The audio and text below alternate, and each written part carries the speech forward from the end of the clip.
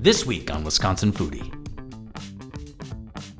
We're gonna make some garlic scape kimchi. These aren't your grandmother's garlic scapes anymore. Today's travels take us to Door County. I'm Mattea, and this is Cultured. I love fermented foods. We focus mainly on bread and bagels, and everything is naturally leavened. Did I hear bagels? I know what I'm really gonna taste is all the love and care and time that you put into this. That is legit. My name's Matt Sampson. I'm the owner brewer at Sway Brewing and Blending. Matt uses the art of wild fermentation to create beer that is uniquely from this place. It's like a throwback, but at the same time, it's so far back that you're pushing the entire industry forward. So Nelson, do you feel up to the challenge of tasting this baby beauty? As a Wisconsinite, I've been training most of my adult life for this very moment. Oh my gosh, that's delicious. Wisconsin Foodie would like to thank the following underwriters.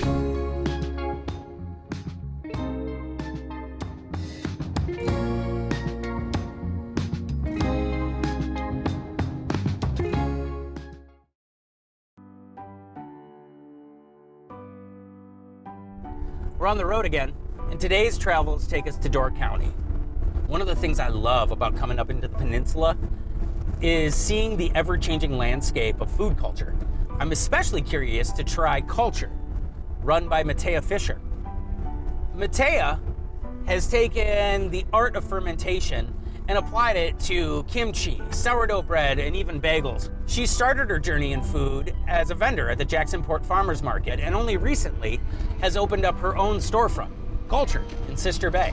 I'm really excited to see how her work comes together on the plate.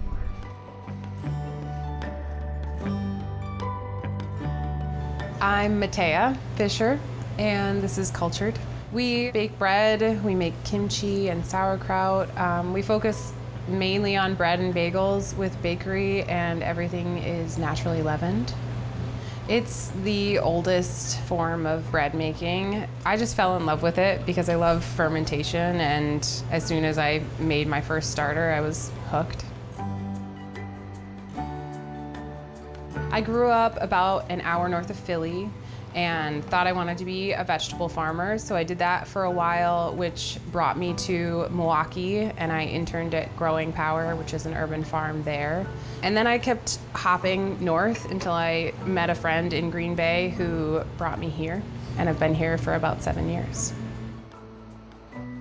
I needed money for my flour budget, so I needed to start charging people. I was just like driving around and dropping off loaves at friends' houses or having them pick them up, but it was starting to get tight with all the flour I was ordering, so.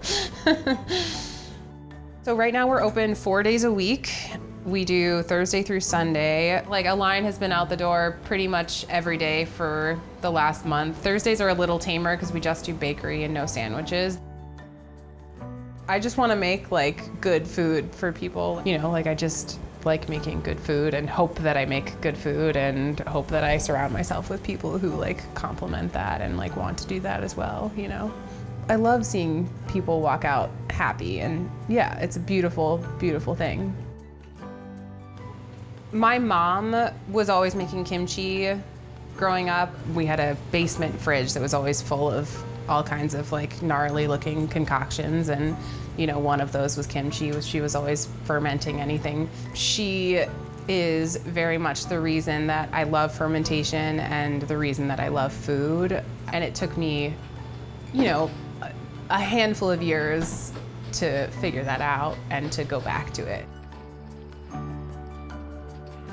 Mattea, it's so awesome to be here. I'm so excited. I love fermented foods. So can you tell me what we're making? We're gonna make some garlic scape kimchi. What's the first step here? What are we doing? We're gonna finish up this daikon radish here, and then we're gonna move on to some garlic scapes. My favorite vegetable to process. Me too. Yeah, exactly. It's just like an ever-ending game of Jenga where you're pulling it apart and trying to get the ends and line it up so you can be efficient, but it's inefficient. Tell me about what we're going to do with this huge pile of scapes. We're going to chop the flower heads off and then dice them up a bit. Maybe, I could say no longer than. No longer than that? Okay, so we can do like a 3-inch. We can do a very rough chop. Okay, cool. Which is the nice thing. Can you show me one? Surely. Thank you. And don't call me Shirley. It's Luke. Luke. Looks good. Love it. Great. Love it. All right, here we go. All right. Booyah!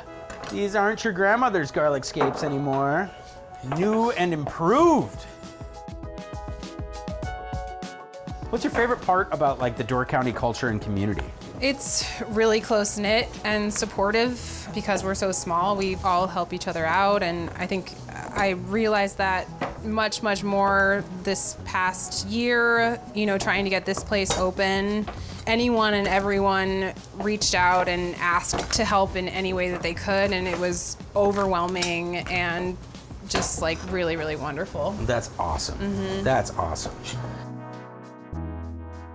All the ingredients have been processed now.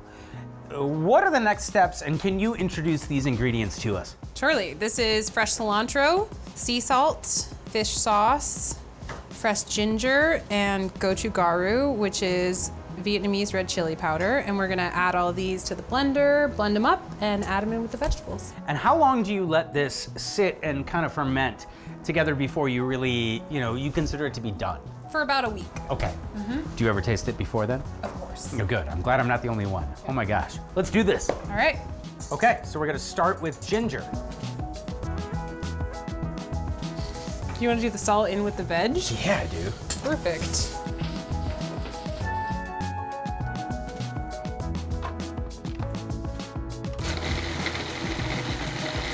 Hey, Mattea, I have a question. How important is the consistency of this paste right now? We don't want it to be completely homogenized. The most important part is getting the ginger in small enough chunks. Sure. So a little bit of rough chunk is great. We're looking for that. Yeah, it is great. Awesome. All right. All right. Ready for it? Oh man, there's all sorts of good stuff in this bin. It's great.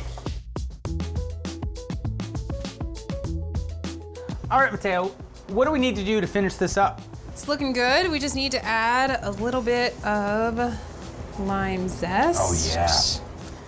Bring that acid in. And a little bit of juice too. Nice. This smells amazing. Can I taste a little bit of this right now? Of course. I'm gonna go for the bok choy. Did you get the lime in there? I think so. Oh, it's very limey. That's wild though. It's so good. It's so good. That acid balances almost perfectly with the gochugaru and the fish sauce. You know, I know fish sauce seems like one of these, for a lot of people, it's kind of like a really foreign idea. But in American cuisine, we've used Worcestershire. Worcestershire, exactly. You know, we use anchovy in our Caesar dressing. Puttanescas, all those things incorporate that huge umami body that really is found in fish and fish products. So the fish sauce is kind of like this beautiful glue that brings all these flavors together. It really is. It's yeah. gorgeous. I am so excited to see what else you do here at Cultured, because I know that the kimchi represents one small portion of what y'all are doing. And I think, did I hear bagels? Bagels are a huge part, bigger than I thought they would be. I didn't realize I was opening a bagel shop, but here we are. And then also loaves of bread, focaccia, and some sweet treats as well. Would it be possible to see how you put your bagels together? Oh, surely.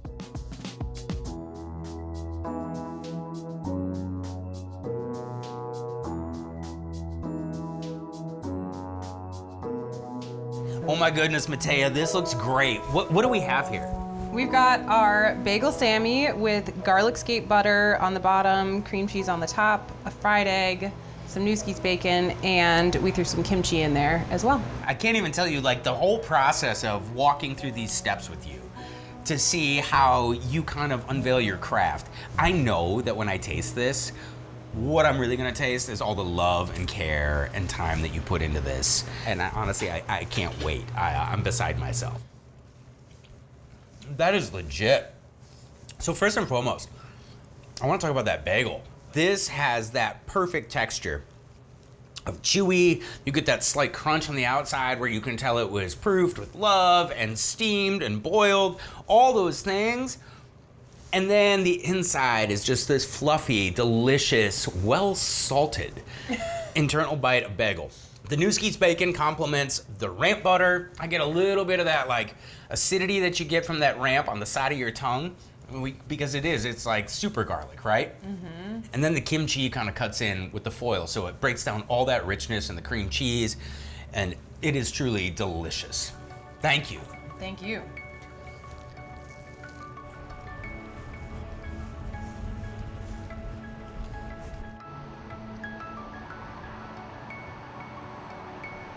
Door County's full of culinary surprises. And today we have the opportunity to meet with Matt Sampson, owner of Sway Brewing and Blending. Now, Matt has been a fixture in the Door County brewing scene for many years. But with Sway Brewing and Blending, he has an opportunity to incorporate ingredients sourced from around the peninsula and uses the art of wild fermentation to create beer that is uniquely from this place.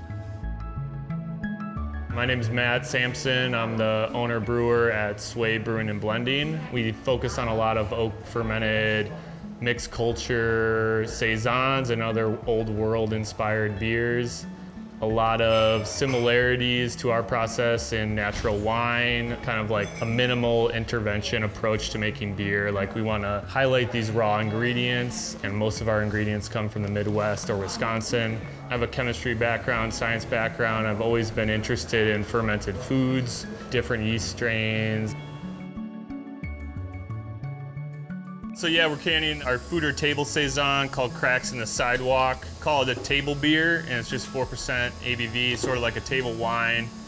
You would serve it during a meal. It's really refreshing, really citrusy. It has some pretty pronounced nuance from a mixed culture of yeast and bacteria.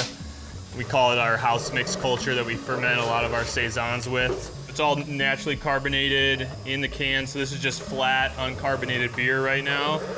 And the cans are actually pretty squishy, and they're gonna carbonate with the yeast and mixed culture of yeast and bacteria that we use to ferment the beer. Being in Door County, we really want to highlight the area we're in through these different yeast and bacteria we're using, but also in the raw ingredients we're using. We use a lot of local fruit, local herbs, local foraged plants. Yeah, we partner a lot with cold climate farms. We've done a bunch of harvests with them, so we've harvested a bunch of their wild plants that are growing on their property. They're a farm, but these plants are just growing wild on their property, so we've used yarrow, dandelion. We're gonna harvest goldenrod. We're really trying to, provide like locals something they're proud of, take advantage of the summer too, and provide an awesome spot for tourists to visit. We have an awesome beer garden that people can enjoy outside in the summer. What's up, Matt? Hey, how's it going? This is unique.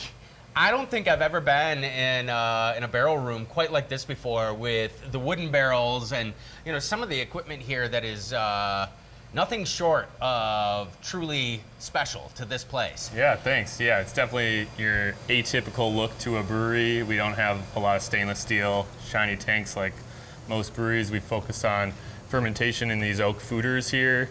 A lot of smaller oak barrel fermentation, which we'll be digging into today a little bit. I think that that's actually one of the reasons that brings me here. There is so much going on the fermentation end of the products that you produce that I think it's really, really captivating, because it's not as controlled as a lot of breweries like to be, right? Where you have incremental steps that are constantly being measured.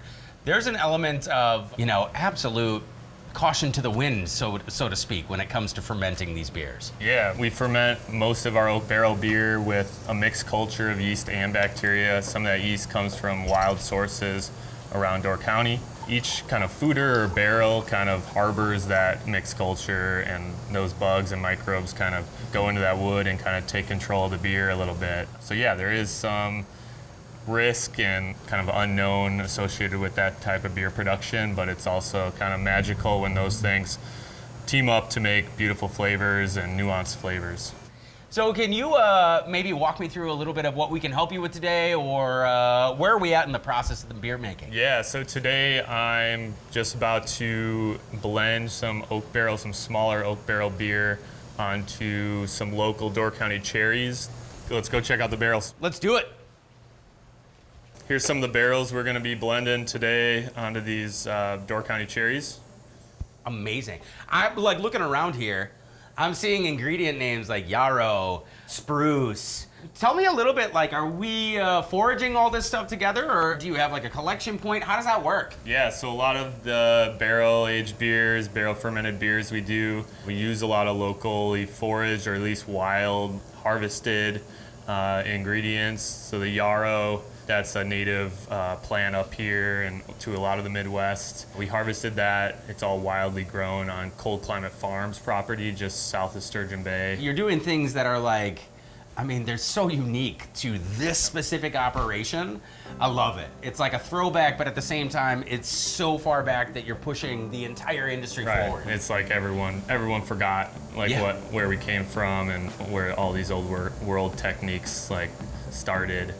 All right, my man, walk me through the process. Yeah, so in this barrel we have our spelt Saison. It's a mixed culture Saison that we fermented directly in this oak barrel. We're gonna use this device here. This is called a Bulldog. This just seals in the bunghole here. This device is just gonna be used to get the beer out via pressure. So we're gonna hook up carbon dioxide gas to the Bulldog, pressurize the barrel, and we're gonna shoot the beer and transfer it onto the cherries. Cool. That sounds great. So we have CO2 coming in on the side. And then we're gonna get it started. Here comes science. Whoa. Let's go check it out in the tank. So this is where we have all 400 pounds of the Balaton cherries that I was talking about, and we're now blending those barrels directly onto the cherries. The cherries have already gone through an initial fermentation. For about 2.5 weeks, we let them ferment on their own in a process called carbonic maceration. Basically, without oxygen, they start fermenting from the inside out, and eventually the skins will burst. Now the beer is gonna, on the cherries, go through another fermentation where it re-ferments on the sugars in the cherries themselves. So if I've got this straight, we fermented this with carbonic maceration. You've already fermented the beer in the cask, in the oak barrel. Now you're bringing it together, merging those two and re-fermenting it? Yeah. That's a lot of complexity. Yeah, and we chose 3 different oak barrels specifically that we thought would, pair well with these cherries. So kind of three components that come together to make something pretty unique and pretty sweet. This is wild. Can I take a look at this? I mean, is that possible? Yeah, we can see it. All the beers in there mingling with these cherries. Getting to know each other. It smells really delicious. At what point do you taste this? Yeah, so now that it's all blended, I'm definitely gonna sample it, see how everything was brought together. It's always like a little bit of a surprise to see what it actually comes out. So this isn't very colored yet with cherries, so it'll pick up a ton of color over time.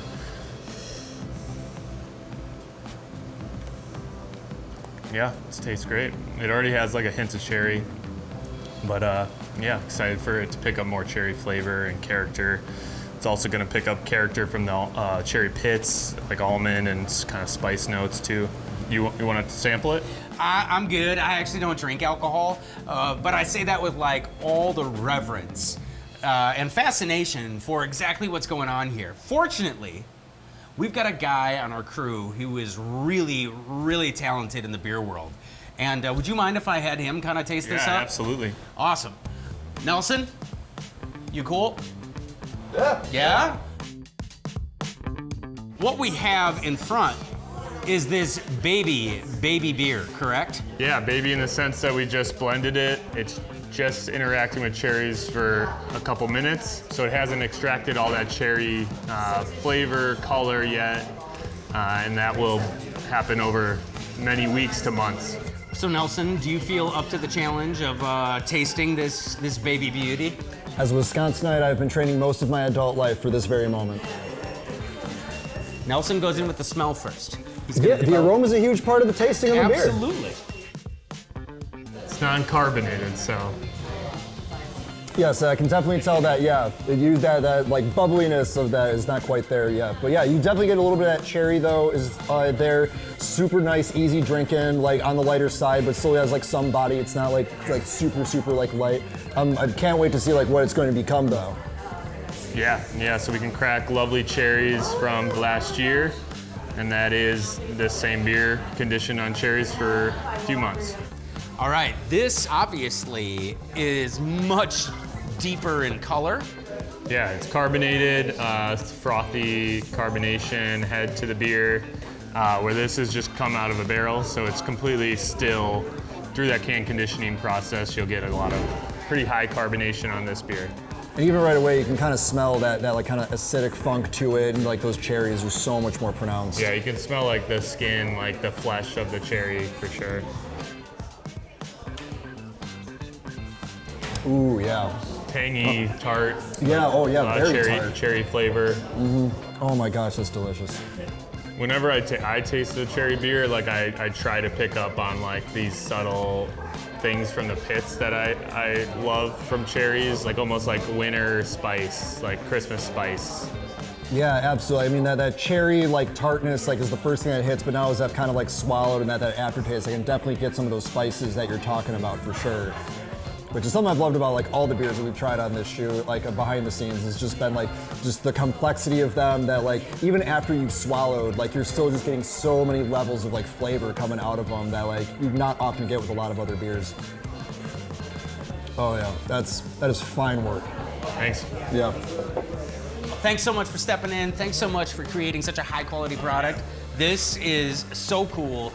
And I love the uniquity of what you guys are putting out here in comparison to just about every other beer I've ever sampled or seen made in the state of Wisconsin.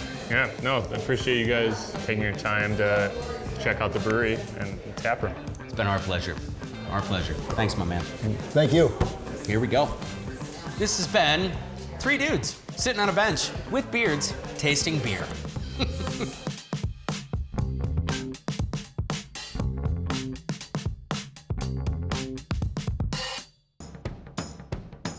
Ready for it? Oh no. Okay. Well,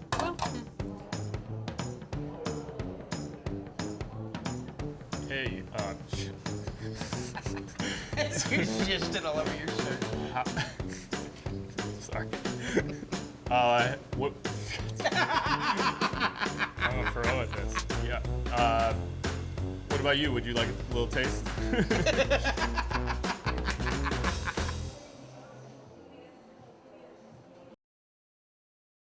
Wisconsin Foodie would like to thank the following underwriters.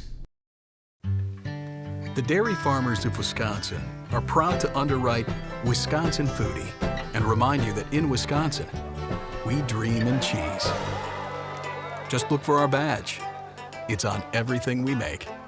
Did you know Organic Valley protects over 400,000 acres of organic farmland? So are we an organic food cooperative that protects land? Or land conservationists who make delicious food? Yes, we are. Organic Valley. Employee-owned New Glarus Brewing Company has been brewing and bottling beer for their friends only in Wisconsin since 1993. Just a short drive from Madison, come visit Swissconsin and see where your beer's made. Wisconsin's great outdoors has something for everyone. Come for the adventure, stay for the memories. Go wild in Wisconsin. To build your adventure, visit dnr.wi.gov. 20-minute commutes, weekends on the lake, warm welcomes, and exciting career opportunities. Not to mention all the great food. There's a lot to look forward to in Wisconsin. Learn more at inwisconsin.com. With additional support coming from The Conscious Carnivore, from local animal sourcing to on-site, high-quality butchering and packaging, The Conscious Carnivore can ensure organically raised, grass-fed, and healthy meats through its small group of local farmers. The Conscious Carnivore. Know your farmer, love your butcher. Additional support from the following underwriters. Also with the support of Friends of PBS Wisconsin. Are you hungry for more? Then go to our YouTube channel and subscribe. And be in the loop every time we release new content, behind the scenes footage, and new episodes that you can preview before anyone else. Check us out.